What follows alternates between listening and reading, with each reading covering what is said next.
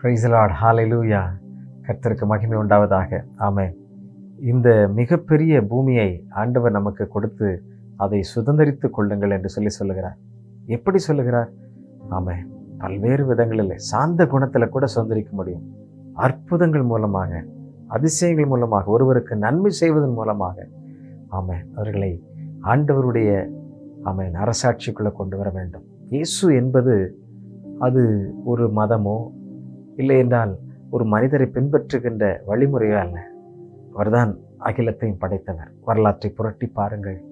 ஆம், சரித்திரத்தின் நடுநாயகர். எத்தனையோ மனித தெய்வங்கள் இருக்கின்றார்கள். அவர்களெல்லாம் இந்த உலகத்தில் அப்படி அல்ல. இன்றைக்கு எத்தனையோ ஃபேன்ஸ் இருக்கிறாங்க இல்லையா? அவர்களெல்லாம் உலகத்தில் பல மில்லியன்ஸ் வியூஸ் இருக்குது. அதெல்லாம் பெரிய முக்கியம் அல்ல. கர்த்தரை தெய்வமாய் கொண்ட ஜனம் பாக்கியம் உள்ளது. அதுதான் முக்கியம். ஆமென்.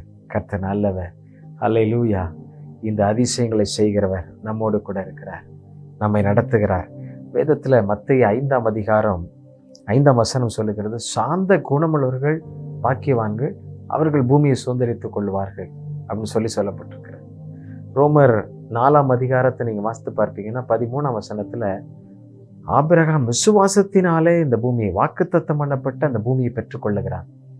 ஆண்டவர் ஆதியாகமம் 12ஆம் அதிகாரத்திலே சொன்னதை அதை அப்படியே நிறைவேற்றுகிறார். மணலை போல ஆமென் ஜனத்தை பெருக்குவேன், அவரை விசுவாசிக்கிறவர்கள் எழும்புவார்கள். ஆமென். ஹல்லேலூயா. ஆமென். கர்த்தருக்கு நன்றி செலுத்துங்க. ஆண்டவர் ஸ்தோத்திரம் பண்ணுங்க. சங்கீத புஸ்தகம் நீங்கள் 37ஆம் சங்கீதத்தை நீங்கள் வாசித்து பார்ப்பீர்கள் என்றால் அங்கே அழகாய் சொல்லப்பட்டிருக்கிறது. 11ஆம் வசனத்திலே சாந்த குணமுள்ளவர்கள் பூமியை சுதந்தரித்து மிகுந்த சமாதானத்தினால் மன மகிழ்ச்சியாயிருப்பார்கள். ஆண்டவருக்கு மகிமை செலுத்துவோமா? ஆண்டவரை துதிப்போமா? ஆமென். அதிசயங்களை செய்கிற ஆண்டவர் நம்மோடு கூட இருக்கிறார். அற்புதங்களை செய்கிறவர் நம்மோடு கூட இருக்கிறார். ஹல்லேலூயா. ஆண்டவரை உயர்த்தி பாடுவோமா? எனக்குள்ளாக இருக்கிறார் என்று சொல்லி. Oh thank you hallelujah. Thank you holy spirit. Thank you Jesus.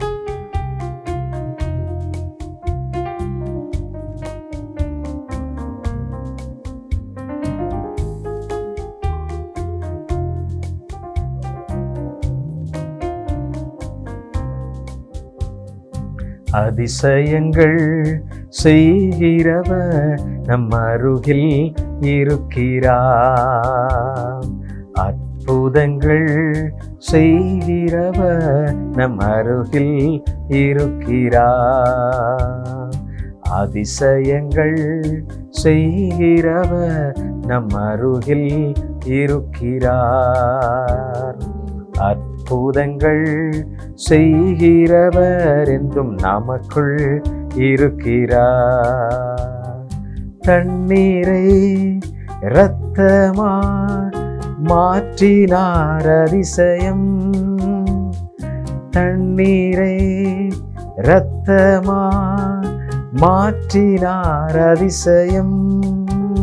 வெறும் தண்ணீரை திராட்சை ரசமா மாற்றினார் அதிசயம்.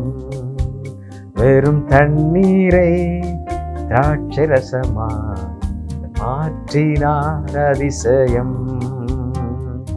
அதிசயங்கள் செய்கிறவர் நம் அருகில் இருக்கிறார். அற்புதங்கள் செய்கிறவர் நமக்குள் வசிக்கிறார். நம்முடைய வீட்டிற்குள்ளாக இருக்கிறார். அதிசயங்களை செய்கிறவர் நம் அருகில் இருக்கிறார். நம்மை சரியாய் நடத்துவார். இந்த பூமிக்கு நம்மை சாட்சியாய் நடத்துவார். பாரமாய் நடத்த மாட்டார். அவரை பின்பற்றுகிற பிள்ளைகள், இயேசுன்னு சொல்லி அவரை நோக்கி பார்க்கிற பிள்ளைகளை பாரமாக வச்சிருக்க மாட்டார். மகிழ்ச்சியாக வச்சிருப்பார். சாந்த குணமுள்ளவர்கள் இந்த பூமியை சுதந்தரித்து மன மகிழ்ச்சியாய் வாழுவார்கள். அப்படின்னா என்ன அர்த்தம்? இந்த பூமிக்கு அவங்க ஆசீர்வாதமாக இருப்பாங்க. அநேகரை நீதிக்கு நடத்துவாங்க. அநேகர் அந்த நித்திய பாதையை காண்பிப்பாங்க. அப்படி ஆண்டவர் உங்களையும் அதிசயமாய் நடத்துவார். தண்ணீரை கொண்டு அற்புதத்தை செய்த ஆண்டவர் உங்களை கொண்டும் உங்களுடைய பிள்ளைகளை கொண்டும் உங்களுடைய சந்ததிகளை கொண்டும் அற்புதங்களையும் ஆமென் உங்களுக்கு கொடுத்திருக்கிற ஆசீர்வாதங்களை கொண்டும் இந்த நன்மையினால் அவர் எல்லாவற்றையும் செய்வார். ஜெபிக்கலாமா? அன்பின் ஆண்டவரே, வெறும் திராட்சை ரசத்தை ஆண்டவரே தண்ணீரிலிருந்து உருவாக்குவதற்கு உமக்கு லேசானதப்பா. அப்படி நீர் அதிசயங்களை செய்கிறவர், அற்புதங்களை செய்கிறவர்.